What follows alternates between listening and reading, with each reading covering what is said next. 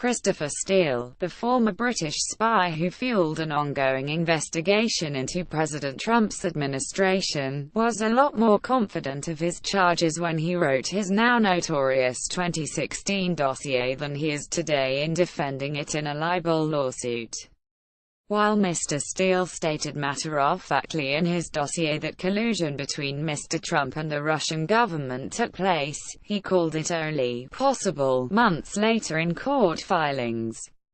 While he confidently referred to trusted sources inside the Kremlin, in court he referred to the dossier's limited intelligence. In recent weeks, the dossier of opposition research has taken on added importance in the debate over the FBI and special counsel Robert Mueller's investigation into suspected Russia coordination and whether it is biased against Trump people.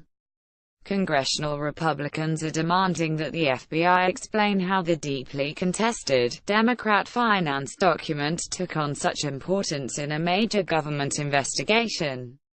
MRS Steele wrote 35 pages of memos in which he said Trump aides were part of a vast conspiracy with Moscow to interfere in the election against Hillary Clinton.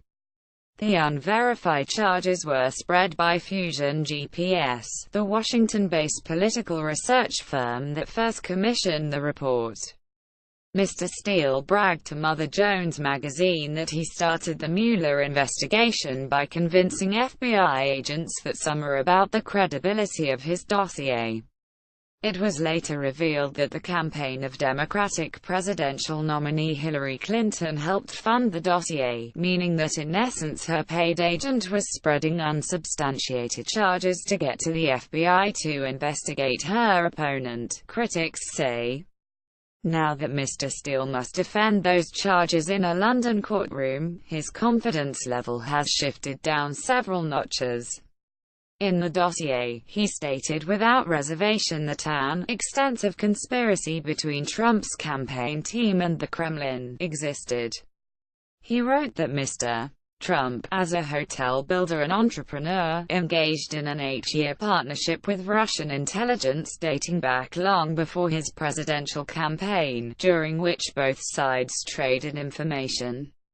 One memo also claimed that the Kremlin had compiled enough financial and personal information on Mr. Trump that it could blackmail the Republican nominee. He wrote that Paul Manafort, Mr.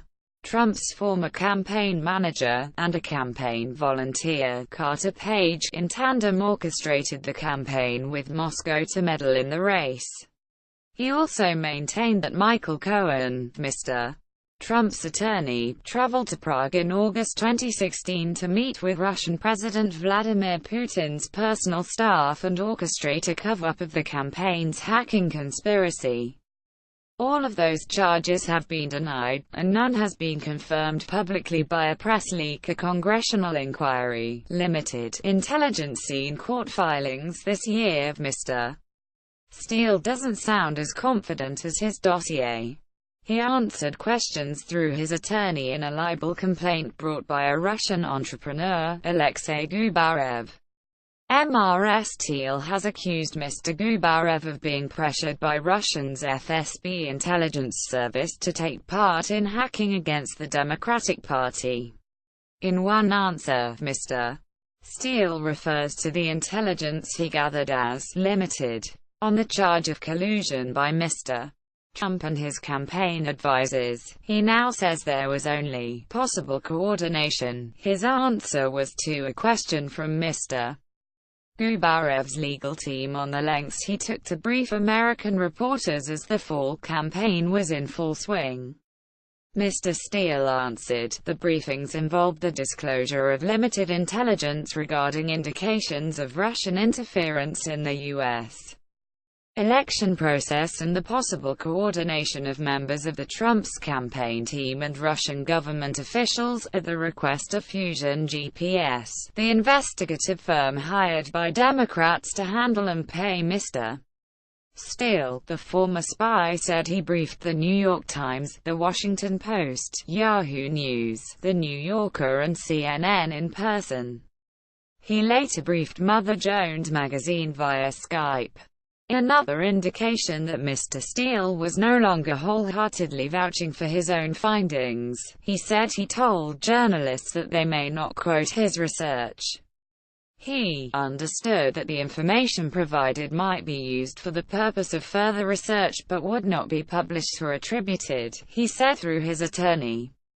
Mr. Steele also acknowledged that his final December memo, the only one that dealt with Mr. Gubarev, contained information he never vetted. The contents of the December memorandum did not represent and did not purport to represent verified facts, but were raw intelligence which had identified a range of allegations that warranted investigation given the potential national security implications, he wrote. He added, such intelligence was not actively sought, it was merely received. The unverified, raw intelligence included Mr. Cohen's reported trip to Prague. BuzzFeed posted the complete dossier on Jan.